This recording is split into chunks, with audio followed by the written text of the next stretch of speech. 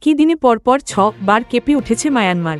শুক্রবার প্রতিবেশী সেই দেশে সবচেয়ে জোরালো ভূমিকম্পটির মাত্রা ছিল রিক্টার স্কেলে 7.7, আর তার জেরেই প্রায় দুমড়েমুচড়ে গিয়েছে দেশের বড় অংশ। সেখানে মৃতের সংখ্যা বৃদ্ধি পেয়ে হয়েছে 144, আহত হয়েছেন অন্তত 732 জন। প্রশাসন জানিয়েছে মৃতের সংখ্যা আরও বৃদ্ধি পেতে পারে। দেশে জরুরি অবস্থা ঘোষণা করেছেন জুন্টা প্রধান মিন আং হলাইং। সকল দেশ স্বেচ্ছাসেবী সংগঠনের কাছে সাহায্য চাইছেন তিনি।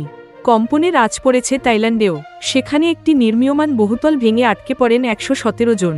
মৃত্যু হয়েছে 8 জনের। তবে মায়ানমারে বিপর্যয় অনেক বেশি। গৃহযুদ্ধে বিপর্যস্ত মায়ানমার, তার মধ্যে এই ভূমিকম্প বিপত্তি বৃদ্ধি করেছে। সবচেয়ে বেশি ক্ষতিগ্রস্ত হয়েছে রাজধানী নেপিদ। ন্যাশনাল সেন্টার ফর সিসমোলজি জানিয়েছে প্রথম কম্পনটি হয় ভারতীয় সময় সকাল 11:50। প্রথমটির উৎসকেন্দ্র মায়ানমারের বার্মার 12 কিলোমিটার উত্তরে অবস্থিত।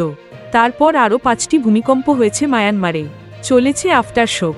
তার জেরে তাসের ঘরের মতো ভেঙে পড়েছে মায়ানমারের বিস্তৃত এলাকার বাড়িঘর, স্মৃতিসৌধ, এমনকি মসজিদও।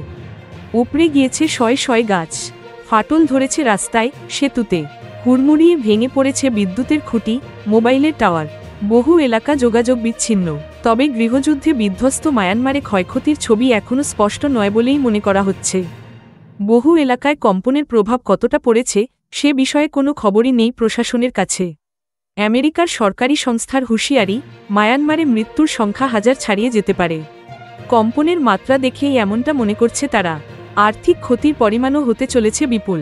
স্বেচ্ছাসেবী সংগঠন রেড ক্রসের আশঙ্কা, মায়ানমারের বড় বাঁধগুলিতেও কম্পনের জেরে ফাটল ধরতে পারে। সেক্ষেত্রে বন্যার আশঙ্কাও থাকবে।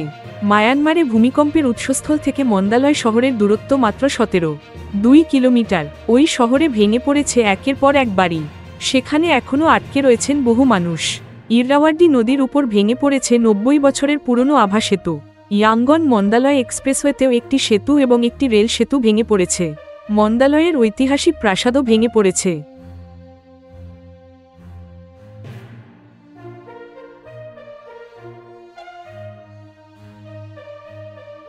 Thank you so much for watching our videos. Please do like, share, and subscribe our channel.